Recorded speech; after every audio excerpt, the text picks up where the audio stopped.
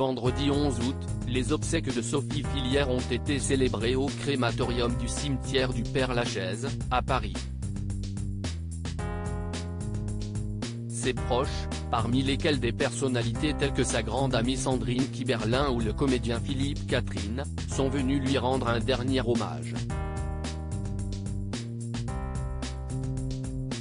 C'est une perte à laquelle la grande famille du cinéma français ne s'attendait sans doute pas, mais que ses proches redoutaient. Le 31 juillet dernier, Sophie Fillière s'éteignait à l'âge de 58 ans des suites d'une longue maladie. Elle était malade et hospitalisée, elle avait 58 ans, elle n'avait pas de doute sur l'issue de sa maladie, qu'elle accueillait paisiblement, disent ses proches, annonçait ainsi le journal Libération. En 30 ans de carrière, la réalisatrice aura offert des rôles à de nombreux comédiens et comédiennes de renom, tels que Mathieu Amalric dans Arrête ou je continue, Chiara Mastroianni dans Un chat ou encore Judith Godrèche dans son tout premier long métrage, Grande Petite, sorti en 1994.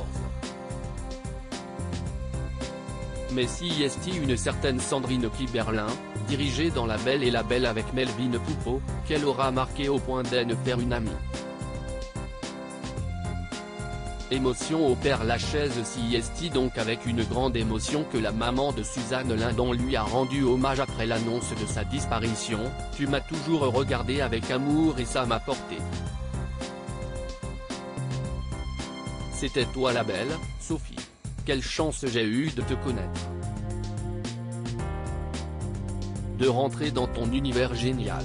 Je suis dévasté aujourd'hui, a-t-elle écrit sur Instagram dans un message bouleversant.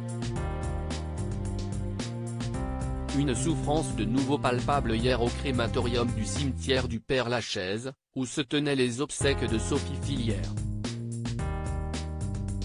Sandrine Kiberlin est apparue dévastée, souvent en larmes dans les bras de ses proches.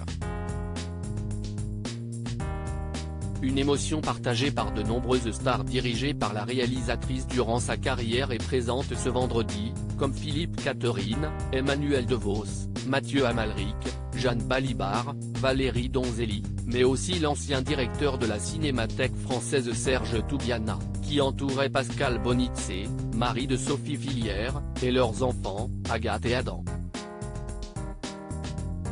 Sans compter sur Hélène, la sœur de la défunte, qui est apparue en larmes à la cérémonie. Un moment de deuil et de recueillement à retrouver dans notre diaporama.